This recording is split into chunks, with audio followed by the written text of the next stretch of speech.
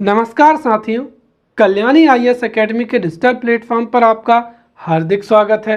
पिछले लेक्चर में हमने दैनिक जीवन में रसायन को बहुत ही अच्छे से पढ़ा एवं समझा था। इस लेक्चर में हम तत्व, यौगिक एवं मिश्रण उनके रासायनिक संकेत और गुणों को बहुत ही अच्छे से पढ़ेंगे एवं समझेंगे।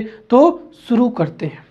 अब तत्व क्या होते हैं, यौगिक क्या होते हैं और मिश्रण क्या होते हैं, इनको हम पहले ही बहुत अच्छे से पढ़ चुके हैं। जैसे अगर हम बात करते हैं तत्व की, तो तत्व शुद्ध पदार्थ का मूल रूप होता है जिसे हम और अधिक विभाजित नहीं कर सकते हैं और जिसको अंग्रेजी में क्या कहा जाता है, एलिमेंट कहा जाता है। तो तत्व शुद्ध पदार्थ का वह मूल रूप होता है जिसको आगे और अधिक विभाजित नहीं किया जा सकता है, उसे ही क्या कहा जाता है, तत्व कहा जाता है। साथ ही साथ अगर हम बात करते हैं यौगिक की, तो जब दो या दो से अधिक तत्व एक निश्चित अनुपात में रासायनिक संयोग करते हैं तो उससे ही यौगिक या क्या प्राप्त होता है, कंपाउंड प्राप्त होता है। तो दो या दो से अधिक तत्वों के किसी निश्चित अनुपात में रासायनिक संयोजन से ही यौगिक प्राप्त होते हैं। और तत्व और यौगिक क्या होते हैं, इनके गुण क्या होते हैं, इनकी विशेषताएं क्या होती हैं, इनको हम हमारे लेक्चर 1 में हमने बहुत ही डिटेल से पढ़ लिया है।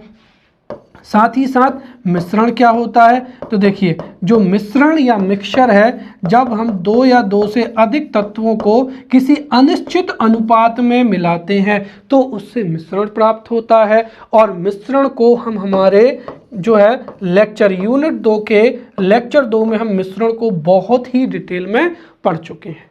तो एक बार आप वो लेक्चर को रिवाइज कर लें ताकि आपको तत्व, यौगिक और मिश्रण अच्छे से समझ में आ जाए। अब हमें इस लेक्चर में मुख्य रूप से जो प्रमुख तत्व हैं, यौगिक हैं एवं मिश्रण हैं, उनके रासायनिक संकेत क्या होते हैं एवं प्रमुख तत्वों के, यौगिकों के या मिश्रणों के गुण क्या क्या होते हैं, ये समझना है। तो इस लेक्चर से 3 नंबर के और 5 नंबर के प्रश्न जो है पूछे जाने की काफ़ी संभावना है। तो हम अलग अलग तत्वों को, जो जितने भी महत्वपूर्ण तत्व हैं, जैसे हाइड्रोजन तत्व हो जाएगा, कार्बन तत्व हो जाएगा या फिर सोडियम तत्व हो जाएगा, तो हम तत्व के बारे में और उस तत्व के जितने भी यौगिक हैं उनके बारे में बहुत ही डिटेल से पढ़ेंगे। तो चलिए हम यहाँ पर शुरू करते हैं। रासायनिक संकेत, ये भी मुख्य परीक्षा में पूछा जा सकता है कि रासायनिक संकेत से आप क्या समझते हैं, या रासायनिक संकेत पर टिप्पणी भी पूछी जाती है। तो समझते हैं। देखिए, किसी भी तत्व के लंबे नाम को संक्षेप में जिन अक्षरों या अक्षर समूहों के द्वारा दर्शाया जाता है उन्हीं को उस तत्व का क्या कहते हैं, रासायनिक संकेत कहते हैं। तो बिल्कुल सटीक परिभाषा है। किसी तत्व के लंबे नाम को संक्षिप्त रूप में व्यक्त करने के लिए जिन अक्षर या अक्षर समूह को लिखा जाता है उन्हें ही रासायनिक संकेत कहा जाता है। अब कोई भी तत्व है, अगर हम देखें तो वर्तमान समय में ज्ञात तत्वों की संख्या कितनी है, 118 हो जाएगी। हो सकता है कि भविष्य में 1 या 2 तत्वों की खोज हो जाए, तो नए तत्वों का नाम क्या होगा, उनके रासायनिक प्रतीक क्या होंगे और इसका निर्धारण कौन करेगा। तो दरअसल इसके लिए भी एक अंतरराष्ट्रीय संस्था है, IUPAC, अर्थात क्या हो जाएगी, international union of pure and applied chemistry, जो कि एक अंतरराष्ट्रीय संस्था है और यह किसी भी तत्व के नामकरण के लिए, उसके प्रतीकों के निर्धारण के लिए और मात्रकों को क्या करती है, स्वीकृति प्रदान करती है। और यहाँ पर जो international union of pure and applied chemistry है, यही क्या करती है, नए तत्वों को, या जो तत्व हैं उनका नाम, उनके प्रतीक और उनकी मात्रकों को स्वीकृति देती है। तो ये 2 चीज़ें आपको बहुत अच्छे से याद होना चाहिए कि किसी भी तत्व के लंबे नाम को संक्षिप्त रूप में जिन अक्षर या अक्षर समूहों से व्यक्त करते हैं उसे ही रासायनिक संकेत कहते हैं। और किसी भी तत्व का नाम या फिर उस तत्व का क्या हो जाएगा, रासायनिक संकेत या रासायनिक प्रतीक, या उस तत्व का जो रासायनिक मात्रक है वो IUPAC के द्वारा जो है निर्धारित किया जाता है।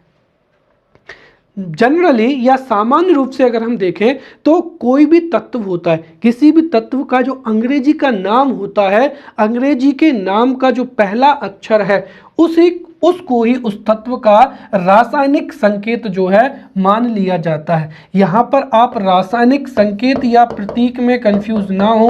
रासायनिक संकेत या रासायनिक प्रतीक का मतलब एक ही है, राइट। हिंदी में तो ये दोनों समानार्थी हैं। तो अधिकतर जो तत्वों के रासायनिक संकेत हैं या रासायनिक प्रतीक हैं, उनके जो अंग्रेजी के नाम है, उनके अंग्रेजी के नाम का जो पहला अक्षर है उसे ही रासायनिक संकेत के रूप में स्वीकार कर लिया गया है।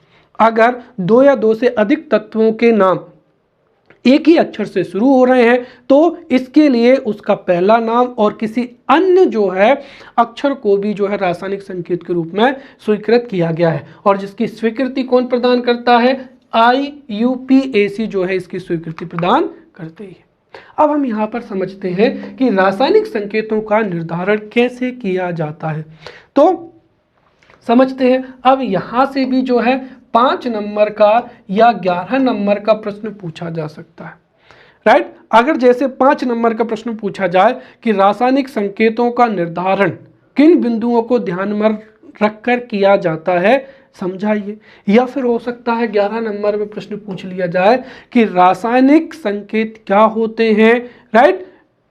रासायनिक संकेतों के निर्धारण की व्याख्या कीजिए, या रासायनिक संकेतों को समझाते हुए इनका निर्धारण कैसे किया जाता है समझाइए। ये जो प्रश्न है ये मुख्य परीक्षा में पूछे जा सकते हैं। तो अब हम यहाँ पर समझेंगे कि रासायनिक संकेतों का निर्धारण कैसे किया जाता है। तो किसी भी तत्व का नाम हो या रासायनिक संकेत हो या उसका मात्रक हो, इसका निर्धारण IUPAC international union of pure and applied chemistry के द्वारा जो है निर्धारण किया जाता है। तो जब IUPAC के द्वारा जो है किसी भी तत्व का रासायनिक संकेत निर्धारित किया जाता है तो इन बातों को ध्यान में रखा जाता है, जिसमें से पहला क्या हो जाएगा कि किसी भी तत्व का, राइट, किसी भी तत्व के अंग्रेजी, फ्रेंच या जर्मन नाम, ये 3 नाम याद रखें। यदि किसी तत्व का अंग्रेजी नाम है या फ्रेंच नाम है या जर्मन नाम है तो उसका प्रथम अक्षर ही उस तत्व का रासायनिक संकेत में रूप में जो है निर्धारित किया जाता है। तो किसी तत्व के अंग्रेजी, फ्रेंच या जर्मन नाम का जो प्रथम अक्षर है वह उस तत्व का रासायनिक संकेत होता है। उदाहरण के लिए जैसे हाइड्रोजन हो जाएगा तो हाइड्रोजन में इसका पहला अक्षर H को इसका रासायनिक संकेत स्वीकार किया गया है, कार्बन में C को, नाइट्रोजन में N को, ऑक्सीजन में O को जो रासायनिक संकेत निर्धारित किया गया है, फ्लोरीन में क्या हो जाएगा, F हो जाएगा, और यहाँ पर फास्फोरस में क्या हो जाएगा, P। तो ये एक तरीके से ये पहला बिंदु हो गया। दूसरा बिंदु क्या है कि अगर 2 या 2 से अधिक तत्वों का जो नाम है वो एक ही अक्षर से शुरू हो रहा है तो ऐसी स्थिति में उस अक्षर का पहला नाम तथा उस जो तत्व है उस तत्व के नाम का कोई अन्य प्रधान जो है अक्षर जो है लिया जाता है और इन दोनों के माध्यम से उसका निर्धारण किया जाता है। तो जब 2 तत्वों के नाम एक ही अक्षर से शुरू होते हैं तो ऐसी स्थिति में उस अक्षर का जो प्रथम अक्षर है एक वो लिया जाता है, साथ ही उसके नाम का कोई अन्य प्रधान अक्षर जिससे कि अंतर स्पष्ट हो जाए उसको जो है रासायनिक संकेत के रूप में लिया जाता है। यहाँ पर जो प्रथम नाम होता है वो हमेशा कैपिटल लेटर में होता है और जो दूसरा अक्षर होता है उसको हमेशा स्मॉल लेटर में लिखा जाता है। उदाहरण के लिए क्या हो जाएगा, जैसे यहाँ पर देखें हम बेरियम, राइट, और क्या हो जाएगा, ब्रोमीन। अब अगर हम बेरियम को लिखेंगे तो यहाँ पर V आएगा, B भी समान है, और ब्रोमीन का क्या है, B भी समान है। तो ऐसी स्थिति में बेरियम और ब्रोमीन का नाम एक ही अंग्रेजी के अक्षर B से शुरू हो रहा है। तो ऐसी स्थिति में हम बेरियम का B ले लेंगे, साथ ही इसके नाम का कोई एक अन्य प्रधान अक्षर, जैसे हमने ले लिया यहाँ पर A, तो बेरियम का रासायनिक संकेत क्या हो जाएगा, Ba, अब ब्रोमीन में एक तो हमने यहाँ पर जो है प्रथम अक्षर ले लिया बी और इसका एक अन्य नाम ले लिया, जैसे यहाँ पर आर है तो हमने बी आर को जो है क्या मान लिया, ब्रोमीन।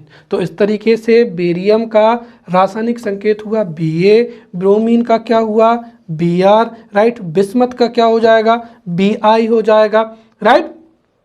वैसे अगर हम देखें तो क्लोरीन का सी पहला अक्षर, और चूंकि ये कार्बन का भी होता है इसलिए इसका एक अन्य अक्षर क्या ले लिया, आई और ले लिया। तो जो Cl है वो किसका हो जाएगा, क्लोरीन का हो जाएगा। और इन सब में पहला अक्षर जो है वो कैपिटल होता है और दूसरा वाला अक्षर स्मॉल है।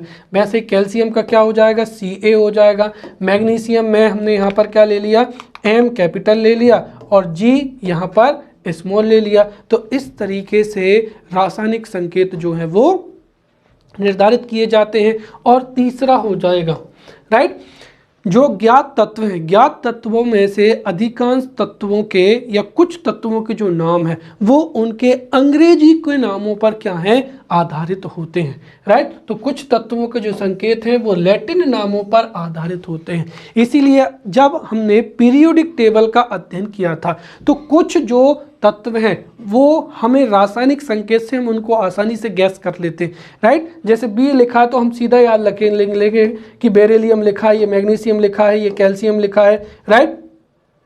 परंतु कुछ तत्वों के नाम जो हैं हमको समझ में नहीं आते। वो दरअसल क्या है कि जिन तत्वों के संकेत लैटिन नामों पर आधारित होते हैं तो कई बार उनको समझने में दिक्कत जाती है, जिसको अगर हम अभी समझ लेंगे तो आपको समझ में आ जाएगा। तो ये तीसरा बिंदु आप ध्यान में रखेंगे कि कुछ तत्वों के जो संकेत हैं वो उनके लैटिन नामों पर आधारित हैं। जैसे सोडियम, अब सोडियम, राइट, सोडियम का लैटिन नाम क्या हो जाएगा, नेट्रियम हो जाएगा। इसीलिए इसका जो Na है वो सोडियम का क्या हो जाएगा, संकेत हो जाएगा, राइट। तो सोडियम में SO ना लेकर इसका जो लैटिन नाम है नेट्रियम का, ये जो है लिया गया है। वैसे ही तांबा का CO ना लेकर इसका जो लैटिन नाम है क्यूप्रम का क्या लिया गया है, Cu लिया गया है।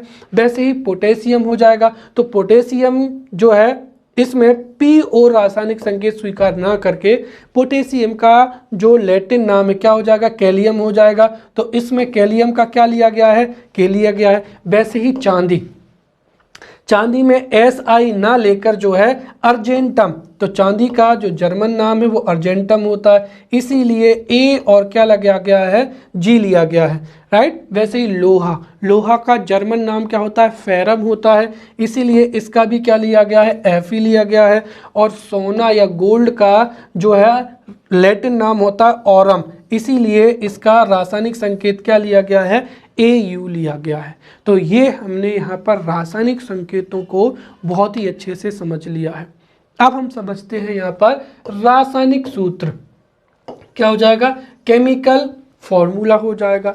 सबसे पहली चीज तो ये है कि किसी भी तत्व का जो रासायनिक है, किसी भी तत्व का रासायनिक संकेत होगा और रासायनिक फॉर्मूला किसी अणु का या यौगिक का ही होगा। जैसे अगर हमने कहें कि हमने ये हाइड्रोजन का क्या हो जाएगा, रासायनिक संकेत हो जाएगा, ये ऑक्सीजन का संकेत हो जाएगा और इनका जो यौगिक होगा H2O, ये दरअसल एक रासायनिक फॉर्मूला है जो कि किसका है, जल का फॉर्मूला होता है। या फिर जैसे मैंने कहा कि ये ऑक्सीजन तत्व का क्या है, रासायनिक संकेत है। अब इसकी वजह से अगर हम बात करते हैं ऑक्सीजन गैस की, तो ये ऑक्सीजन गैस का क्या हो जाएगा, अणु हो जाएगा। तो यहाँ पर हमेशा आप ध्यान रखें, किसी भी जो है अणु को दर्शाने के लिए या फिर अगर हम देखें यौगिक को दर्शाने के लिए रासायनिक सूत्र का प्रयोग करते हैं। तो तत्व को दर्शाने के लिए रासायनिक संकेत का और यौगिक या अणु को दर्शाने के लिए रासायनिक सूत्र का प्रयोग करते हैं। तो ये भी जो है 3 नंबर में प्रश्न पूछा जा सकता है, रासायनिक सूत्र किसे कहते हैं। तो हम बहुत ही अच्छे से लिख सकते हैं कि किसी भी तत्व या यौगिक के अणु, राइट, किसी भी तत्व या यौगिक के अणु को संक्षिप्त रूप में व्यक्त करने के लिए जिन रासायनिक संकेतों को लिखा जाता है उन्हें ही क्या कहा जाता है, रासायनिक सूत्र कहा जाता है। तो किसी भी तत्व अथवा यौगिक के अणु को संक्षिप्त रूप में व्यक्त करने के लिए जिन संकेतों के समूहों को प्रयोग किया जाता है उन्हें ही रासायनिक सूत्र कहते हैं। और रासायनिक सूत्र में न केवल अक्षरों का प्रयोग होता है बल्कि रासायनिक संकेतों में अक्षरों के साथ साथ अंकों का प्रयोग भी होता है। जैसे H2SO4, तो यहाँ पर हाइड्रोजन का जो अक्षर है H है, इसके अलावा भी हमने किसका प्रयोग किया है, यहाँ पर 2 का प्रयोग किया है, राइट। फिर क्या हो जाएगा, संकेत, जैसे क्या हो जाएगा, छोटा कोष्ठक या बड़ा कोष्ठक, इनका भी जो है वो प्रयोग किया जाता है। तो रासायनिक जो है सूत्र में अक्षरों के साथ साथ अंकों एवं संकेतों जैसे कोष्ठकों का भी प्रयोग किया जाता है, राइट। उदाहरण के लिए विरंजक चूर्ण, तो विरंजक चूर्ण को हम, विरंजक चूर्ण का जो सूत्र है वो क्या हो जाएगा, CaOCl2, या तो हम इसको ऐसे लिख सकते हैं, लेकिन इसको इस तरीके से लिखने के साथ साथ इसको ऐसे भी लिखा जाता है, CaOCl और क्या हो जाएगा, Cl हो जाएगा। तो यहाँ पर अगर आप देखें तो हमने विरंजक चूर्ण का रासायनिक सूत्र लिखते हुए यहाँ पर छोटा कोष्ठक भी इस्तेमाल किया है और बड़ा कोष्ठक भी इस्तेमाल किया है। तो इस तरीके से रासायनिक सूत्रों को लिखते समय अक्षरों, अंकों एवं रासायनिक संकेतों का भी इस्तेमाल किया जाता है। जैसे उदाहरण है तो H2SO4, तो यहाँ पर 2 भी इस्तेमाल किया है, 4 भी इस्तेमाल किया है। तो सल्फ्यूरिक अम्ल का रासायनिक सूत्र हो जाएगा H2SO4, नाइट्रिक अम्ल का HNO3 हो जाएगा, कार्बोनिल अम्ल का हो जाएगा H2CO3, राइट, एसिटिक अम्ल का CH3COOH, और ये हो जाएगा आपका विरंजक चूर्ण का, जिसको हम CaOCl2 या जो है उपयुक्त तरीके से इस तरीके से भी लिखते हैं, राइट। तो ये हमने यहाँ पर रासायनिक जो है रासायनिक संकेत एवं रासायनिक सूत्र को बहुत अच्छे से पढ़ लिया है। अब जो जितने भी महत्वपूर्ण तत्व हैं, यौगिक हैं और मिश्रण हैं, उनको समझते हैं और इसको हम इस तरीके से पढ़ते चलेंगे। हम किसी भी एक महत्वपूर्ण तत्व को जो है, एक महत्वपूर्ण तत्व का अध्ययन करेंगे, उस तत्व के जितने भी यौगिक हैं उनको पढ़ते चलेंगे, और हो सकता है कि हमें कोई तत्व या यौगिक के अनिश्चित अनुपात में मिलने से मिश्रण को भी पढ़ना पड़े। तो इस तरीके से हम एक तत्व को लेंगे, राइट, उसके गुणधर्म को समझेंगे, फिर उस तत्व के जितने भी यौगिक हैं उनके गुणधर्म को या विशेषताओं को समझते चलेंगे, ताकि मुख्य परीक्षा में कैसे भी प्रश्न आ जाए आप उसका उत्तर बहुत अच्छे से दे पाएं। तो सबसे पहला हो जाएगा यहाँ पर हाइड्रोजन। देखिए, हाइड्रोजन तत्व का रासायनिक संकेत होता है H और इसका परमाणु क्रमांक कितना होता है, 1। ये दोनों चीजें आप याद रखें। हो सकता है कई बार 3 नंबर में आपसे सीधा पूछ ले कि हाइड्रोजन का जो है रासायनिक संकेत क्या होता है, राइट। तो हाइड्रोजन का रासायनिक संकेत H होता है, इसका परमाणु क्रमांक 1 होता है। यह आवर्त सारणी का सबसे हल्का, सबसे छोटा एवं पहला तत्व है, राइट। तो ये आवर्त सारणी का पहला तत्व है। साथ ही साथ ब्रह्मांड में सर्वाधिक मात्रा में जो तत्व मौजूद है वो भी हाइड्रोजन ही है। हाइड्रोजन के जो गुण हैं वो क्षार धातुओं के समान है। साथ ही साथ हाइड्रोजन के जो कुछ गुण हैं वो हैलोजन समूह के साथ भी मिलते जुलते हैं। तो हाइड्रोजन के गुण जो है क्षार धातुओं के समान भी हैं और साथ ही साथ कुछ हैलोजनों के जो है गुण भी हाइड्रोजन के समान या कुछ हैलोजनों के जैसे जो है हाइड्रोजन के गुण होते हैं। परंतु आवर्त सारणी में हाइड्रोजन को जो है समूह 1 में जो है रखा गया है, जिसको जब हमने मेंडलीव की आवर्त सारणी थी, राइट, उसमें भी बहुत अच्छे से देखा था। हाइड्रोजन के 2 परमाणु जब मिलते हैं तो उससे ही हाइड्रोजन गैस बनती है। तो ये 3 से 4 चीजें आप हाइड्रोजन के बारे में याद रखेंगे। अब हाइड्रोजन तत्व के बारे में हमने यहाँ पर पढ़ लिया है कि हाइड्रोजन का जो है संकेत H होता है, इसका रासायनिक संकेत H होता है, इसका परमाणु क्रमांक 1 होता है, राइट। ये सबसे हल्का, सबसे छोटा और पहला तत्व होता है जो कि ब्रह्मांड में सर्वाधिक मात्रा में मौजूद है। इसके जो गुण हैं वो क्षार धातुओं के साथ क्षार धातुओं के समान तथा कुछ हैलोजन समूह के समान होते हैं, परंतु हाइड्रोजन को जो है समूह 1 में रखा गया है। ये यहाँ पर हाइड्रोजन तत्व के गुण और रासायनिक संकेत हमने समझ लिया है। अब हम हाइड्रोजन तत्व के यौगिक पढ़ेंगे और उन यौगिकों के रासायनिक संकेत और उनके गुणों को भी समझेंगे। तो हाइड्रोजन के प्रमुख यौगिक में सबसे पहला क्या हो जाएगा, हाइड्रोजन गैस हो जाएगा। तो देखिए, हाइड्रोजन गैस एक रंगहीन, गंधहीन एवं स्वादहीन गैस है। साथ ही साथ जितनी भी गैसें हैं उन गैसों में सबसे कम जो घनत्व है वो हाइड्रोजन गैस का घनत्व भी होता है। और वायु के साथ अगर हम हाइड्रोजन का घनत्व देखें तो हाइड्रोजन का घनत्व वायु के घनत्व का 1/4 होता है, राइट। अर्थात हाइड्रोजन जो है वायु से हल्की होती है। यही कारण है कि जो गुब्बारे होते हैं, राइट, जैसे जो लैंप होते हैं, राइट, उनमें हाइड्रोजन गैस भरी जाती है जो कि आसमान में उड़ते ही चले जाते हैं। अब हाइड्रोजन का उत्पादन कैसे होता है, तो देखिए, जब कभी भी धातुओं पर जल की क्रिया होगी या फिर उदासीनीकरण अभिक्रिया होगी, जिसको हमने लवण और उसमें देखा था कि जब भी अम्ल एवं लवण की उदासीनीकरण अभिक्रिया होती है, अम्ल और क्षार की उदासीनीकरण अभिक्रिया होती है तो लवण एवं हाइड्रोजन गैस प्राप्त होता है, और साथ ही जल के विद्युत अपघटन में। तो जब धातुओं पर जल की क्रिया होती है, उदासीनीकरण अभिक्रिया होती है और जल के विद्युत अपघटन होता है, तो वहां पर हाइड्रोजन गैस जो है मुक्त होती है। और हाइड्रोजन एक क्या है, ज्वलनशील गैस है। क्लियर।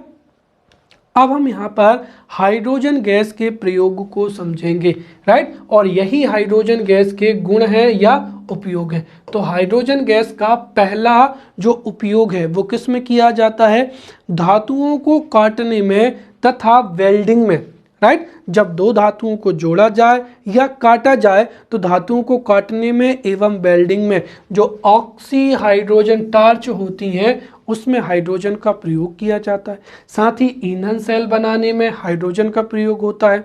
हाइड्रोजन का ईंधन के रूप में भी जो है प्रयोग होता है, और हाइड्रोजन ईंधन के रूप में सबसे अच्छा ईंधन माना जाता है। क्यों? क्योंकि इसका कैलोरी मान भी अधिक होता है और ये कम प्रदूषण को प्रदर्शित करता है, राइट। और रॉकेट में ईंधन के रूप में द्रव हाइड्रोजन का ही प्रयोग किया जाता है। साथ ही साथ हाइड्रोजन का प्रयोग वनस्पति घी बनाने में भी किया जाता है, और हाइड्रोजन से जो वनस्पति घी है वो हाइड्रोजनिक क्रिया से ही बनाया जाता है। साथ ही हाइड्रोजन के प्रयोग से अमोनिया भी बनाया जाता है, और हाइड्रोजन से अमोनिया हैवर विधि के द्वारा बनाया जाता है, राइट। अब यहाँ पर हाइड्रोजन तत्व का पहला यौगिक जो था वो हो जाएगा हाइड्रोजन गैस। अब हाइड्रोजन तत्व का दूसरा यौगिक हो जाएगा जल हो जाएगा, राइट। तो यहाँ पर एक चीज और याद रखें कि हाइड्रोजन तत्व का रासायनिक संकेत है H, और हाइड्रोजन गैस का जो रासायनिक सूत्र है वो है H2। वैसे ही यहाँ पर जल हाइड्रोजन तत्व का यौगिक है जिसका रासायनिक सूत्र है H2O। अर्थात यह है हाइड्रोजन और ऑक्सीजन के निश्चित परमाणुओं के जो है संयोग से बनता है। अर्थात यह हाइड्रोजन एवं ऑक्सीजन का एक यौगिक होती है, राइट। हमारे सौरमंडल में जितने भी ग्रह हैं उन सब में पृथ्वी सबसे जो है, पृथ्वी एक ऐसा ग्रह जिस पर जीवन है, और उसका महत्वपूर्ण कारक क्या है कि पृथ्वी पर चूंकि जल उपलब्ध है इसीलिए पृथ्वी पर जीवन की उपलब्धता है। साथ ही साथ जल की उपस्थिति के साथ ही जल की जो विशिष्ट ऊष्माधारिता है वो अधिक होती है। तो जल की विशिष्ट ऊष्माधारिता अधिक होती है, इस वजह से ही कई जो भौतिक घटनाएं हैं वो जल के द्वारा प्रदर्शित की जाती हैं। जैसे बाष्पीकरण हो जाएगा, बाष्पीकरण से बूंदों के रूप में वर्षा हो जाएगी, राइट, हिमपात हो जाएगा, धुंध हो जाएगी, कोहरा हो जाएगा। तो कुल मिलाकर जल की विशिष्ट ऊष्माधारिता अधिक होती है। इसके कारण ही जल के द्वारा कई भौतिक जो घटनाएं हैं वो संभव हो पाती हैं। जैसे जल का बर्फ में बदलना, बर्फ का पिघलकर जल में बदलना, फिर जल का बाष्प में बदलना, बाष्प का जो है वर्षा की बूंदों में, या फिर छोटे छोटे कणों में, बर्फ के कणों में, राइट, या छोटी छोटी फुटकियों में जो है परिवर्तित होना, ये सभी घटनाओं के पीछे जो कारण है वो है जल की विशिष्ट ऊष्मा धारिता। साथ ही साथ जल एक ऐसा तत्व है जो तीनों भौतिक अवस्थाओं में, राइट, ठोस में, बर्फ में, गैस में, जो है जल वाष्प के रूप में, एवं लिक्विड में जल के रूप में क्या है, पृथ्वी पर मौजूद है, राइट। इसके साथ ही जल का जो अधिकतम घनत्व है वो 4 डिग्री सेंटीग्रेड पर होता है, और अगर हम इससे कम और तापमान करें तो उससे क्या होगा, घनत्व क्या होगा, कम होने लगेगा। तो जल का जो अधिकतम घनत्व होता है वो 4 डिग्री सेंटीग्रेड पर होता है, राइट। और जैसे ही ये इसका गलनांक पॉइंट आता है, ये उस पर जो है बर्फ के रूप में परिवर्तित हो जाता है, और बर्फ का जो घनत्व है वो किससे, जल से कम होता है। यही कारण है कि बर्फ जो है वो पानी पर तैरती है। चलिए अब हम हाइड्रोजन तत्व के तीसरे यौगिक भारी जल को पढ़ेंगे। भारी जल का रासायनिक सूत्र होता है D2O। दरअसल जल का रासायनिक सूत्र होता है H2O, और हाइड्रोजन के अगर हम देखें तो 3 समस्थानिक होते हैं। H1 क्या हो जाएगा, यहाँ पर हाइड्रोजन हो जाएगा, राइट। H2 क्या हो जाएगा, यहाँ पर ड्यूटेरियम हो जाएगा, राइट। और जिसको हमने नाभिकीय विखंडन और नाभिकीय संलयन अभिक्रिया में बहुत अच्छे से पढ़ा था, राइट। तो अगर जब जल के सूत्र में, जल के रासायनिक सूत्र में जब हाइड्रोजन की जगह पर ड्यूटेरियम का परमाणु होता है तो उसे ही क्या कहते हैं, भारी जल कहते हैं। और भारी जल का रासायनिक सूत्र होता है D2O। इसकी खोज 1932 में यूरे के द्वारा जो है की गई थी, राइट। और भारी जल क्या होता है, तो जब जल के अणु में हाइड्रोजन के स्थान पर ड्यूटेरियम होता है तो उसे ही भारी जल कहा जाता है।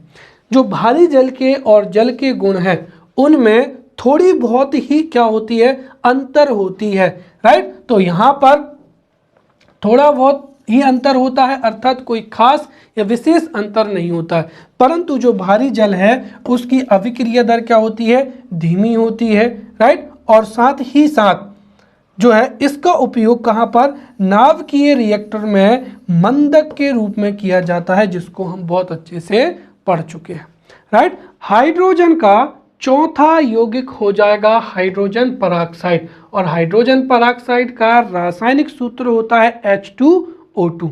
जो शुद्ध हाइड्रोजन होता है वो हल्के नीले रंग का द्रव्य होता है। तो शुद्ध हाइड्रोजन जो पेरोक्साइड है वो हल्के नीले रंग का होता है, और इसे ऑक्सीजनेटेड वाटर भी कहते हैं। ये एक तीव्र क्या है, ऑक्सीकारक होता है। यही कारण है कि इसका प्रयोग विरंजक के या ब्लीचिंग एजेंट की भांति जो है किया जाता है। अब हाइड्रोजन पेरोक्साइड के हम यहाँ पर उपयोग समझेंगे।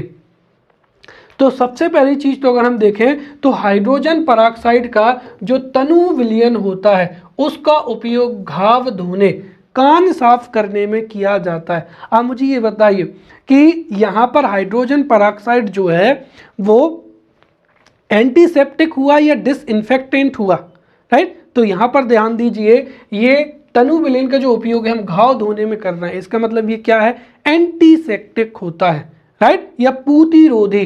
तो जो हाइड्रोजन पेरोक्साइड है उसका प्रयोग पूतिरोधी या एंटीसेप्टिक के रूप में करते हैं। और जब किसी भी व्यक्ति को घाव लग जाता है, चोट लग जाती है, तो उसमें इन्फेक्शन ना हो इसके लिए जो है हाइड्रोजन पेरोक्साइड से घाव धोए जाते हैं या कान साफ किए जाते हैं। इसके साथ ही पुराने जो तेल चित्र होते हैं, और तेल चित्रों में धूल के बारीक कण चिपक जाते हैं, जिससे उनकी जो है चमक क्या होती है, कम हो जाती है। तो जो पुराने तेल चित्र हैं उनके रंग उभारने में H2O2 या हाइड्रोजन पेरोक्साइड का प्रयोग किया जाता है। साथ ही लॉन्ड्री में जो कपड़ों के धब्बे हैं, तेलीय धब्बे हैं, उनको हटाने में भी H2O2 का प्रयोग किया जाता है। साथ ही क्लोरीन जो विरंजक है वो पर्यावरणीय दृष्टि से अधिक हानिकारक होते हैं, जबकि जो H2O2 है ये एक क्लोरीन आधारित व्यंजकों की तुलना में पर्यावरणीय दृष्टि से अधिक उपयुक्त माना जाता है। राइट। तो हमने अब तक जो है हाइड्रोजन तत्व और हाइड्रोजन तत्व के जो 4 यौगिक हैं, राइट, हाइड्रोजन हो जाएगा, राइट, फिर जल हो जाएगा, फिर उसके बाद में क्या हो जाएगा, ड्यूटेरियम ऑक्साइड हो जाएगा, भारी जल हो जाएगा, और हाइड्रोजन परऑक्साइड। इनके बारे में हमने बहुत अच्छे से पढ़ लिया है। अब अगला तत्व हो जाएगा लिथियम, राइट, जिसका परमाणु क्रमांक 3 है। अब हम हीलियम को भी पढ़ेंगे, लेकिन आने वाले अगले लेक्चर में, या जब हम गैसेस पढ़ेंगे वहां पर इसको देखेंगे, राइट। तो जो अगला तत्व हो जाएगा लिथियम। तो देखिए लिथियम का जो रासायनिक संकेत होता है वो क्या होता है, Li होता है। तो लिथियम का रासायनिक संकेत Li है, जिसका परमाणु क्रमांक 3 होता है। और जो जितनी भी ज्ञात धातुएं हैं उन धातुओं में सबसे हल्की धातु कौन होती है, लिथियम होती है। तो लिथियम एक धातु है जो कि सबसे हल्की है, और यह चांदी जैसे सफेद धातु है, और इतनी मुलायम धातु है कि इसको चाकू से काटा जा सकता है। साथ ही साथ लिथियम, सोडियम या पोटेशियम ये अधिक अभिक्रियाशील धातुएं भी हैं, इसीलिए इसको खनिज तेल में डुबाकर रखा जाता है।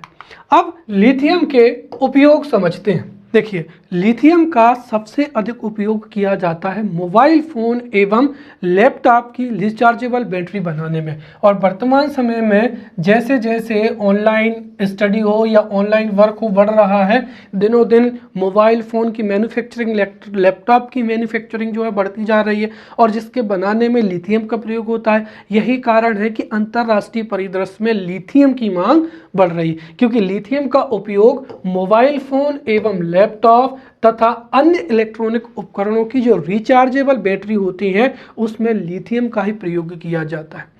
लिथियम का दूसरा उपयोग होता है मिश्र धातु बनाने में। दरअसल लिथियम की एल्यूमिनियम एवं मैग्नीशियम के साथ में जो मिश्र धातु होती है वो काफ़ी हल्की होती है, जिसका काफ़ी अधिक उपयोग होता है। यही वजह है कि जो लिथियम है उसकी मिश्र धातु भी बनाई जाती है। साथ ही साथ लिथियम क्लोराइड का जो लवण है वो सबसे अधिक आर्द्रता ग्राही होता है। यही कारण है कि जो एयर कंडीशनर्स हैं, एयर कंडीशनर्स में लिथियम क्लोराइड लवण के रूप में जो है उपयोग किया जाता है। तो एयर कंडीशनर बनाने में एवं उद्योगों में जो है लिथियम का प्रयोग बड़े पैमाने पर किया जाता है। अब अगली धातु हो जाएगी, राइट। तो अगला तत्व सोडियम है, राइट। तो सोडियम, अगला तत्व सोडियम हो जाएगा, और सोडियम का रासायनिक संकेत Na है, जो कि इसके लैटिन नाम पर है, राइट। तो सोडियम का लैटिन नाम पर इसका रासायनिक संकेत Na होता है, जिसका परमाणु क्रमांक कितना होता है, 11 होता है। और सोडियम एक अत्यधिक अभिक्रियाशील कैसी है, क्षार धातु है। तो सोडियम एक अत्यधिक अभिक्रियाशील क्षार धातु है, और ये इतनी अधिक अभिक्रियाशील है कि अगर इसको वायु में खुला छोड़ दिया जाए तो सोडियम वायु में या ऑक्सीजन की उपस्थिति में जलने लगता है। तो सोडियम एक बहुत ही अभिक्रियाशील धातु है, जो कि वायु में खुला रखने पर यह तेजी से अभिक्रिया करती है और वायु में ही यह जलने लगती है, राइट। ये तीव्रता से अभिक्रिया करती है। इस वजह से ही सोडियम को केरोसिन के तेल में डुबाकर रखा जाता है, राइट। साथ ही यह जो सोडियम होता है ये जल से क्या होता है, हल्का होता है, और जब सोडियम का दहन होता है तो ये पीली ज्वाला के साथ में जलता है। अब सोडियम कहाँ से प्राप्त होता है, तो सोडियम धातु का निष्कर्षण इसके जो अयस्क है उससे कास्टनर एवं डाउन्स विधि से करते हैं।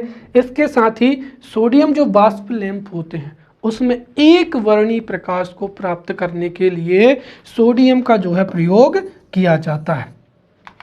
अब हम यहाँ पर सोडियम तत्व के विभिन्न यौगिकों को पढ़ेंगे, राइट, जिनमें से अधिकांश जो यौगिक हैं उनको हमने पहले लेक्चर में पढ़ लिया है, राइट। तो सोडियम तत्व के विभिन्न जो यौगिक हैं और उनके रासायनिक सूत्र, उनके गुण, उनके उपयोग, इनको समझते हैं।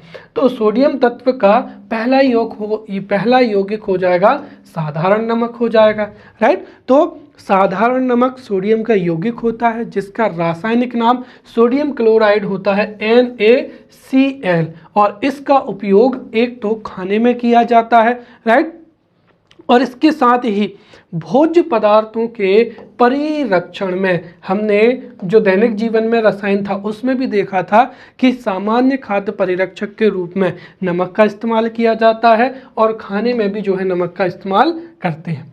दूसरा यहाँ पर हो जाएगा कास्टिक सोडा, राइट। तो कास्टिक सोडा भी सोडियम का अयस्क होता है जिसका रासायनिक नाम क्या हो जाएगा, सोडियम हाइड्रोक्साइड हो जाएगा, और इसका रासायनिक सूत्र होता है NaOH होता है। अब सोडियम हाइड्रोक्साइड के क्या उपयोग हैं, इसको भी हमने अम्ल, क्षार एवं लवण वाले टॉपिक में बहुत अच्छे से पढ़ लिया है।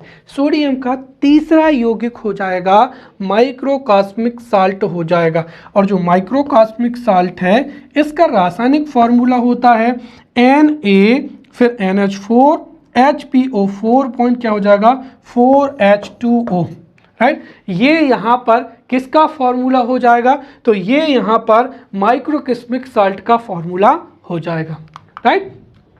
अब अगला यौगिक हो जाएगा सोडा एस। तो सोडा एस सोडियम का रासायनिक यौगिक होता है, राइट, सॉरी यौगिक होता है, और सोडा एस का रासायनिक सूत्र होता है जो है Na2CO3, और इसका रासायनिक नाम होता है सोडियम कार्बोनेट। तो सोडा एस का रासायनिक नाम है सोडियम कार्बोनेट और इसका रासायनिक सूत्र होता है Na2CO3, राइट। तो Na2CO3। अब जो सोडियम कार्बोनेट होता है, सोडियम कार्बोनेट का प्रयोग कई घटकों में किया जाता है, जैसे सोडियम कार्बोनेट या सोडा एस का प्रयोग एक तो बेकिंग सोडा बनाने में करते हैं, कास्टिक सोडा बनाने में करते हैं, डिटर्जेंट बनाने में प्रयोग किया जाता है, कांच बनाने में किया जाता है, बोरेक्स या सुहागा बनाने में जो है सोडा एस का प्रयोग किया जाता है। तो सोडा एस या फिर सोडियम कार्बोनेट का प्रयोग baking soda, caustic soda, detergent, कांच, बोरोक्स, सुहागा इत्यादि के निर्माण में किया जाता है। साथ ही साथ जब जल में कठोरता आ जाती है या जल की जो कठोरता है उसको दूर करने के लिए भी सोडियम कार्बोनेट का प्रयोग करते हैं, राइट। अब हम यहाँ पर सोडियम का जो है अगला यौगिक पढ़ते हैं जिसका नाम क्या है, हाइपो। तो सोडियम का यौगिक हाइपो होता है और हाइपो का रासायनिक नाम क्या हो जाएगा, सोडियम थायोसल्फेट, राइट। और ये 3 नंबर में आ सकता है कि हाइपो का रासायनिक नाम, तो हाइपो का रासायनिक नाम होता है सोडियम थायोसल्फेट। रासायनिक सूत्र पूछ सकते हैं, तो सोडियम थायोसल्फेट का रासायनिक सूत्र होता है Na2S2O3.5H2O हो जाएगा। ये हाइपो का क्या होता है, रासायनिक नाम होता है। अब जो सोडियम थायोसल्फेट है उसका प्रयोग फोटोग्राफी में किया जाता है। तो हाइपो का प्रयोग फोटोग्राफी में नेगेटिव के स्थायीकरण में किया जाता है। इसके साथ ही यह फोटोग्राफी में जो अनअपघटित सिल्वर ब्रोमाइड होता है उसको दूर करते हैं। तो हाइपो का उपयोग फोटोग्राफी में नेगेटिव के स्थायीकरण में करते हैं। साथ ही साथ इससे जो अनअपघटित जो होता है सिल्वर ब्रोमाइड वो दूर हो जाता है। साथ ही साथ हाइपो का प्रयोग एंटी क्लोर के रूप में विरंजित कपड़ों से क्लोरीन गैस के निष्कासन में इसका प्रयोग किया जाता है। साथ ही साथ चांदी और सोने का निष्कर्षण भी, राइट। तो हाइपो का प्रयोग एक तो होता है फोटोग्राफी में, दूसरा एंटी क्लोर के रूप में कपड़ों से क्लोरीन के विरंजन में या क्लोरीन को दूर करने में, साथ ही साथ चांदी एवं सोने के निष्कर्षण में सोडियम थायोसल्फेट या हाइपो का प्रयोग किया जाता है। तो ये यहाँ पर 5 हो जाएंगे सोडियम के यौगिक, साधारण नमक, कास्टिक सोडा, माइक्रोस्कोपिक साल्ट हो जाएगा, सोडा एस हो जाएगा और हाइपो हो जाएगा। अब अगला जो है तत्व हो जाएगा बेरिलियम, राइट। तो बेरिलियम का रासायनिक संकेत होता है Be। तो बेरिलियम का रासायनिक संकेत Be है और इसका परमाणु क्रमांक कितना होता है, 4 होता है। यह क्षारीय मृदा धातुओं का क्या है, प्रथम सदस्य है, राइट। अगर हम देखें तो जो क्षारीय धातु है, राइट, क्षारीय धातु जैसे क्या हो जाएगा यहाँ पर सोडियम, तो क्षारीय धातुओं को समूह 1 में रखा गया है और जो क्षारीय मृदा धातु हैं उनको समूह 2 में रखा गया है। तो बेरिलियम जो है वो क्षारीय मृदा धातुओं का प्रथम सदस्य होता है और जो बेरिलियम है इसका प्रयोग कई प्रकार की मिश्र धातु बनाने में किया जाता है। तांबा और बेरिलियम की जो मिश्र धातु होती है उसका प्रयोग उच्च तन्यता वाली स्प्रिंग बनाने में किया जाता है। तो उच्च तन्यता वाली स्प्रिंग बनाने में बेरिलियम और तांबे की जो मिश्र धातु होती है उसका प्रयोग किया जाता है, राइट। अगला हो जाएगा यहाँ पर मैग्नीशियम। तो मैग्नीशियम जो तत्व है इसका रासायनिक संकेत होता है Mg। तो मैग्नीशियम का रासायनिक संकेत हुआ Mg और इसका परमाणु क्रमांक होता है 12। यह भी क्षारीय मृदा धातुओं का अर्थात समूह 2 का या ग्रुप 2 का, तो यह क्षारीय मृदा धातुओं का समूह 2 का द्वितीय क्या है, सदस्य है। अब जो मैग्नीशियम है, मैग्नीशियम ये पौधों में भी पाया जाता है। दरअसल पौधों में जो पौधों की पत्तियां हरे रंग की होती हैं वो क्लोरोफिल या पर्णहरित की वजह से ही होती हैं और पर्णहरित का प्रमुख घटक क्या होता है, मैग्नीशियम ही होता है। साथ ही साथ मैग्नीशियम का जो निष्कर्षण है वो मैग्नीशियम सिलिकेट, समुद्र जल और इसके प्रमुख अयस्क जो है कार्नेलाइट। तो मैग्नीशियम सिलिकेट, समुद्र जल और कार्नेलाइट, और कार्नेलाइट का रासायनिक सूत्र क्या होता है, हाइड्रेटेड पोटेशियम मैग्नीशियम क्या हो जाएगा, क्लोराइड। तो hydrated potassium magnesium chloride carnallite से जो है मैग्नीशियम धातु का निष्कर्षण किया जाता है। अब जो मैग्नीशियम है जब ये जलता है तो ये चमकीली रोशनी के साथ में जलता है। तो चूंकि मैग्नीशियम चमकीली रोशनी के साथ में जलता है, यही कारण है कि मैग्नीशियम का उपयोग फटाकों को बनाने में किया जाता है, या जो आतिशबाजी है या पटाखे हैं उनमें मैग्नीशियम का प्रयोग किया जाता है। अब आ जाएगा अगला तत्व कैल्शियम, राइट। तो कैल्शियम का जो रासायनिक संकेत होता है वो Ca होता है। तो कैल्शियम जो है, कैल्शियम का रासायनिक संकेत हो जाएगा Ca, जिसका परमाणु क्रमांक कितना होता है, 20 होता है। और कैल्शियम भी क्षारीय मृदा धातु है और क्षारीय मृदा धातु अर्थात समूह 2 का सदस्य हो जाएगा। तो कैल्शियम का रासायनिक संकेत है Ca, यह एक क्षारीय मृदा धातु है अर्थात समूह 2 में इसको रखा गया है। जो कैल्शियम है वो लाइमस्टोन के रूप में एवं कैल्शियम कार्बोनेट के रूप में जो है प्रकृति में अवस्थित होता है। तो कैल्शियम कार्बोनेट के बारे में तो हम आगे जाके बहुत अच्छे से पढ़ेंगे। तो कैल्शियम प्राकृतिक रूप से लाइमस्टोन या चूना पत्थर की चट्टानों के रूप में एवं कैल्शियम कार्बोनेट की चट्टानों के रूप में बहुतायत से पाया जाता है। और जो कैल्शियम होता है इसका उपयोग जो है वो नलिकाओं, राइट, निर्वात नलिकाओं में से ऑक्सीजन एवं जो है नाइट्रोजन के जो अंतिम निशान होते हैं या लास्ट ट्रेसेस होते हैं उनको हटाने के लिए कैल्शियम का उपयोग करते हैं। तो निर्वात नलिकाओं में ऑक्सीजन और नाइट्रोजन के अंतिम निशान को हटाने के लिए भी कैल्शियम का उपयोग किया जाता है, जो कि प्रकृति में एक तो कैल्शियम कार्बोनेट के रूप में और चूना पत्थर या लाइमस्टोन के रूप में प्रकृति में पाया जाता है। अब हम यहाँ पर कैल्शियम के प्रमुख यौगिकों को समझेंगे। तो कैल्शियम तत्व के प्रमुख यौगिक में सबसे पहला हो जाएगा यहाँ पर चूना। दरअसल इसे क्या कहा जाता है, बिना बुझा चूना भी कहा जाता है। तो बिना बुझा चूना का मतलब क्या हुआ कि इसमें जल का अणु नहीं है। तो बिना बुझा चूना या कैल्शियम ऑक्साइड, राइट। तो कैल्शियम ऑक्साइड को ही बिना बुझा चूना या कैल्शियम ऑक्साइड कहा जाता है, जिसका रासायनिक नाम होता है, तो चूने का रासायनिक नाम कैल्शियम ऑक्साइड और इसका रासायनिक संकेत हुआ CaO, राइट। फिर जो चूना है इसका प्रयोग किस में करते हैं हम, जो है सुपारी के साथ में खाने में इसका इस्तेमाल किया जाता है।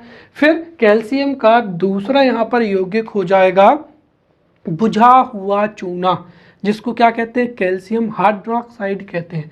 तो जब CaO में जल का अणु सम्मिलित हो जाता है तो उसको ही बुझा चूना कहते हैं। और बुझा चूना का रासायनिक नाम होता है कैल्शियम हाइड्रॉक्साइड, जिसका रासायनिक सूत्र होता है CaOH2। तो CaOH2 इसका रासायनिक नाम होता है। अब जो बुझा चूना होता है उसका प्रयोग किसमें करते हैं? जो भवनों की पुताई में है वो CaOH2 का ही प्रयोग किया जाता है, राइट। साथ ही साथ चीनी के या शक्कर के संशोधन में भी जो है बुझा हुआ चूने का इस्तेमाल होता है, राइट। अब तो ये जो दो उपयोग हैं ये बुझे हुए चूने के हो जाएंगे। अब तीसरा हो जाएगा यहाँ पर जिप्सम। तो जिप्सम भी कैल्शियम का क्या है? अयस्क होता है। तो जिप्सम कैल्शियम का अयस्क होता है और जो जिप्सम है वो कैल्शियम सल्फेट हाइड्रेट, इसका रासायनिक क्या होता है? जो है इसका रासायनिक नाम होता है। और ध्यान रहे कि रासायनिक संकेत जो है हमारे सिलेबस में मेंशन है, इसलिए 3 नंबर में इस तरीके से जो जितने भी हमने मुख्य रूप से अगर देखें तो कुछ प्रमुख अम्ल हो जाएंगे या कुछ प्रमुख क्षार हो जाएंगे या कुछ प्रमुख लवण हो जाएंगे या फिर कुछ तत्वों उनके यौगिकों के जो हैं रासायनिक सूत्र या संकेत मुख्य परीक्षा में पूछे जा सकते हैं। जैसे 3 नंबर में पूछा जा सकता है कि जिप्सम का रासायनिक सूत्र, राइट। तो जिप्सम का याद रखें आप, जिप्सम का रासायनिक नाम होता है कैल्शियम सल्फेट डाइहाइड्रेट। तो कैल्शियम सल्फेट डाइहाइड्रेट ये जिप्सम का रासायनिक नाम होता है और जिप्सम का जो सूत्र होता है वो होता है CaSO4 और यहाँ पर आता है 2H2O हो जाएगा, राइट। तो CaSO4 पॉइंट क्या हो जाएगा यहाँ पर 2H2O, ये यहाँ पर क्या होता है कैल्शियम किसका? जिप्सम का रासायनिक संकेत हो जाएगा, राइट। तो जिप्सम का रासायनिक सूत्र हो जाएगा CaSO4.2H2O हो जाएगा। चौथा हो जाएगा यहाँ पर plaster of Paris. Plaster of Paris का रासायनिक सूत्र होता है CaSO4 आ जाएगा यहाँ पर, राइट। CaSO4 फिर क्या हो जाएगा ½ H2O। तो प्लास्टर ऑफ पेरिस का रासायनिक सूत्र है CaSO4 ½ H2O होता है। और प्लास्टर ऑफ पेरिस का प्रयोग जो है टूटी हड्डियों को जोड़ने में किया जाता है और मूर्तियां बनाने में किया जाता है, जिसको हम पढ़ चुके हैं। फिर हो जाएगा कैल्शियम कार्बोनेट। तो कैल्शियम कार्बोनेट का रासायनिक सूत्र होता है CaCO3, राइट। और जो चूना पत्थर है या चॉक है या संगमरमर, राइट। तो चूना पत्थर, चॉक या संगमरमर ये सभी कैल्शियम कार्बोनेट के ही क्या होते हैं? उदाहरण होते हैं। तो चूना पत्थर, चॉक या संगमरमर सभी कैल्शियम कार्बोनेट के उदाहरण हैं और कैल्शियम कार्बोनेट का प्रयोग किया जाता है टूथपेस्ट बनाने में, राइट। अब अगले तत्व को पढ़ते हैं। अगला हो जाएगा एल्यूमिनियम, ठीक है। तो एल्यूमिनियम का जो रासायनिक संकेत होता है वो होता है Al और इसका परमाणु क्रमांक होता है 13। एल्यूमिनियम एक ऐसे धातु है जो कि कैसी होती है? अचुंबकीय होती है या नॉन मैग्नेटिक होती है, अर्थात एल्यूमिनियम का प्रयोग कृत्रिम चुंबक बनाने में नहीं किया जा सकता है। साथ ही साथ एल्यूमिनियम ऐसा तत्व है जो कि भूपर्पटी में तीसरा सबसे अधिक पाया जाता है। हमारी भूपर्पटी में सबसे अधिक पाया जाता है ऑक्सीजन, तो सबसे अधिक पाया जाता है ऑक्सीजन, उसके बाद में भूपर्पटी में पाई जाती है सिलिका और उसके बाद में तीसरा सर्वाधिक पाए जाने वाला तत्व हो जाएगा एल्यूमिनियम हो जाएगा।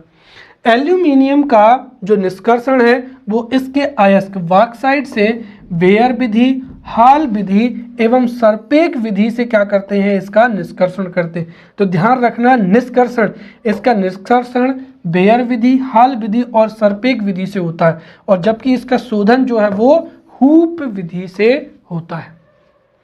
अब हम यहाँ पर एल्यूमिनियम के यौगिक समझेंगे। एल्यूमिनियम का पहला यौगिक हो जाएगा एल्यूमिनियम क्लोराइड। तो यहाँ पर एल्यूमिनियम क्लोराइड का रासायनिक सूत्र याद रखें Al2Cl क्या हो जाएगा? 6 हो जाएगा। फिर दूसरा हो जाएगा यहाँ पर फिटकरी या पोटास एलम, जिसको हमने लवण में भी पढ़ा था, राइट। कौन सा लवण होता है? द्विक लवण होता है, राइट। तो पोटास एलम या फिटकरी, और पोटास एलम या फिटकरी एक द्विक लवण भी है और ये एल्यूमिनियम का यौगिक भी है। इसका रासायनिक सूत्र होता है K2SO4 Al2SO4 3 पॉइंट क्या हो जाएगा 24H2O हो जाएगा। जो फिटकरी है ये क्रिस्टलीय ठोस होता है जो कि अम्लीय विलयन बनाता है, और जो फिटकरी है उसका प्रयोग जल शोधन में किया जाता है, राइट। जल में जो कीटाणु मुक्त बनाने में इसका प्रयोग करते हैं। साथ ही अगर रक्त स्त्राव होता है तो रक्त स्त्राव को रोकने में भी किसका प्रयोग करते हैं? फिटकरी का प्रयोग करते हैं। अगला तत्व हो जाएगा यहाँ पर कॉपर या तांबा, राइट। तो तांबा जिसको अंग्रेजी में कॉपर बोला जाता है, राइट, और ये जो है इसका रासायनिक सूत्र होता है Cu, जो कि इसके लैटिन नाम कूपर पर क्या है? आधारित है, और इसका जो परमाणु क्रमांक है 29। जो कॉपर है वो डी ब्लॉक के तत्व या फिर कैसा तत्व है? ये संक्रमण तत्व है। तो कॉपर डी ब्लॉक का तत्व है जो कि मुक्त एवं संयुक्त दोनों अवस्था में पाया जाता है। कॉपर का जो मुख्य अयस्क है उसको काल्कोपाइराइट या उसको चाल्कोपाइराइट कहा जाता है, जिससे कि कॉपर का निष्कर्षण जो फेन प्लवन विधि है एवं फोर्थ फ्लोटेशन विधि है इसके द्वारा करते हैं। तो चाल्कोपाइराइट से कॉपर का निष्कर्षण फ्लेन प्लवन विधि या फोर्थ फ्लोटेशन विधि के द्वारा किया जाता है। और जो कॉपर है, कॉपर विद्युत का अच्छा चालक माना जाता है। चांदी के बाद में सबसे अच्छा चालक जो है किसका माना जाता है? अच्छा, एक चीज और यहाँ पर ध्यान रखिए कि अगर हम देखें तो चांदी विद्युत की सबसे अच्छी चालक होती है और उसके बाद में किसका होता है? तांबा। तो हो सकता है ये प्रश्न अगर आपसे पूछा जाए कि क्या कारण है कि घरों के जो तार हैं, वायरिंग है, वो तांबे की होती है, तो उसका सीधा सा कारण है कि चांदी सबसे अच्छी चालक है, और चांदी से अगर हम वायरिंग करेंगे तो वो काफ़ी कॉस्टली भी होगी और इसकी सुरक्षा भी करनी पड़ेगी, वो कम मात्रा में भी होती है, और जबकि तांबा आसानी से उपलब्ध होता है जो कि विद्युत का अच्छा चालक होता है। इसीलिए घरेलू वायरिंग में तांबे का तार का इस्तेमाल किया जाता है। तो विद्युत तार में, विद्युत मोटर की वाइंडिंग में, सब में कॉपर का जो है प्रयोग किया जाता है। इसके साथ साथ विद्युत लेपन हो या विद्युत मुद्रण हो, इसमें भी तांबे के तार का इस्तेमाल किया जाता है। अब हम यहाँ पर कॉपर के यौगिक पढ़ेंगे। तो कॉपर के या तांबे का पहला यौगिक हो जाएगा क्यूप्रस क्लोराइड हो जाएगा। जो क्यूप्रस क्लोराइड है उसका रासायनिक सूत्र होता है CuCl, और ये जल में अविलेय ठोस होता है जो नम वायु में ऑक्सीकृत होकर हरे रंग के क्यूप्रिक क्लोराइड में बदल जाता है। फिर दूसरा हो जाएगा यहाँ पर क्यूप्रिक क्लोराइड। तो ध्यान रखें, क्यूप्रस क्लोराइड का फॉर्मूला होता है CuCl और क्यूप्रिक क्लोराइड का फॉर्मूला होता है CuCl2। और डीकन विधि द्वारा क्लोरीन के निर्माण में उत्प्रेरक की भांति किसका? क्यूप्रिक क्लोराइड का प्रयोग किया जाता है। सबसे महत्वपूर्ण जो कि मुख्य परीक्षा में बिल्कुल आने वाला है वो हो जाएगा नीला थोथा। तो नीला थोथा दरअसल किसको बोला जाता है? कॉपर सल्फेट को। कॉपर सल्फेट को नीला थोथा कहा जाता है, जिसका रासायनिक सूत्र होता है CuSO4 और 5H2, राइट, 5H2O हो जाएगा। साथ ही ध्यान रखें यहाँ पर जिप्सम के फॉर्मूले में और नीला थोथे के फॉर्मूले में बहुत ही कम अंतर होता है। जिप्सम का फॉर्मूला मैंने क्या बताया था? CaSO4.2H2O, तो ये हो जाएगा जिप्सम का फॉर्मूला। और कॉपर सल्फेट का, ये नीला थोथा का फॉर्मूला होता है CuSO4 5H2O। तो अंतर अगर आपने मुख्य परीक्षा में Ca की जगह पे Cu कर दिया तो वो बहुत ही गलत हो जाएगा। तो इन सब चीज़ों का ध्यान रखें। कॉपर सल्फेट का CuSO4 5H2O, इसे तूतिया भी कहते हैं, और उद्योगों में रसायन के निर्माण हेतु माध्यमिक के रूप में, पेंट उत्पादन में एवं विद्युत लेपन में जो है इसका प्रयोग किया जाता है। तो पेंट उत्पादन में भी विद्युत लेपन में इसका प्रयोग करते हैं और इसका प्रयोग कवकनाशी फंजीसाइड की तरह भी किया जाता है। तो जो है पेंट उत्पादन में, विद्युत लेपन में और कवकनाशी में कॉपर के यौगिक का जो है प्रयोग किया जाता है। अब अगला हो जाएगा हमारा जो यहाँ पर चांदी। तो चांदी का अंग्रेजी नाम हो जाएगा सिल्वर और सिल्वर का जर्मन नाम हो जाएगा अर्जेंटम और इसी पर इसका जो है रासायनिक संकेत है वो लिया गया है Ag, जिसका परमाणु क्रमांक होता है 47। सिल्वर डी ब्लॉक या जिनको हम संक्रमण तत्व कहते हैं उसका एक धातु है। तो चांदी डी ब्लॉक के या संक्रमण तत्व में स्थित एक धातु है जिसकी विद्युत चालकता क्या होती है, सबसे अधिक होती है। साथ ही ये कम अभिक्रियाशील धातु भी होती है जो प्रकृति में मुक्त अवस्था में भी पाई जाती है तो संयुक्त अवस्था में भी पाई जाती है। सिल्वर का जो निष्कर्षण है वो अर्जेंटाइट, राइट, अर्जेंटाइट Ag2S से साइनाइड विधि से किया जाता है।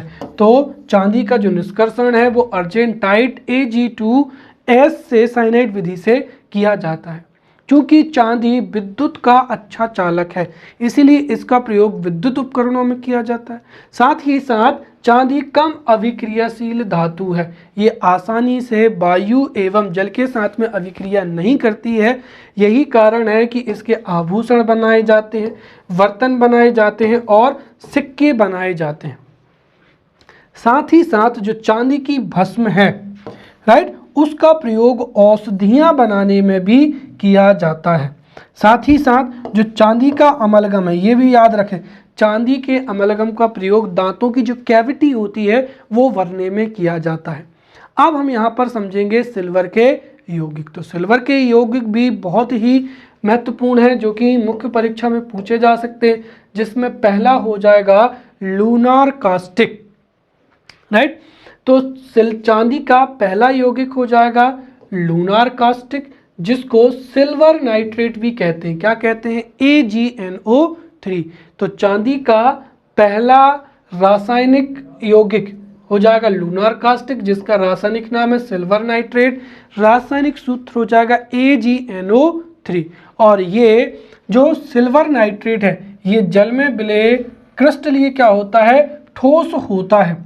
जब सिल्वर नाइट्रेट की क्रिया जलीय विलयन से, जब सिल्वर नाइट्रेट की जलीय विलयन की क्रिया कागज से या त्वचा से होती है तो यह उसको काला कर देता है और ये आसानी से छूटता भी नहीं है।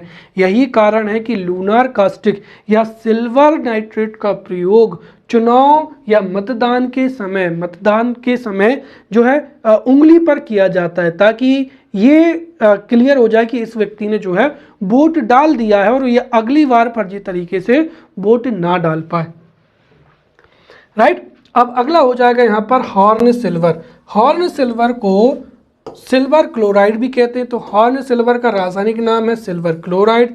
इसका रासायनिक सूत्र हुआ AgCl2 हो जाएगा और ये एक प्रकाश संवेदनशील क्या है, पदार्थ होता है, जिसका प्रयोग फोटो क्रोमेटिक कांच बनाने में किया जाता है। इसका प्रयोग कवक रोधी, पर्सनल डिओडोरेंट, राइट, और जल उपचार में भी इसका प्रयोग किया जाता है।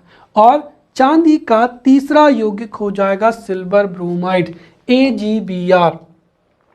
इसका प्रयोग जो है फोटोग्राफिक प्लेट बनाने में किया जाता है, राइट। तो लूनार कास्टिक, सिल्वर नाइट्रेट का प्रयोग चुनाव के समय जो है, चुनाव के समय या मतदान के समय उंगली पर निशान के लिए। हॉर्न सिल्वर का प्रयोग फोटोक्रोमेटिक कांच बनाने में। सिल्वर ब्रोमाइड का प्रयोग फोटोग्राफी प्लेट बनाने में। साथ ही साथ यहाँ पर एक चीज और आप याद रखें, क्या हो जाएगा, silver iodide, right. Silver iodide का प्रयोग किसमें किया जाता है, कृत्रिम वर्षा में किया जाता है। तो कृत्रिम वर्षा में सिल्वर आयोडाइड का प्रयोग किया जाता है।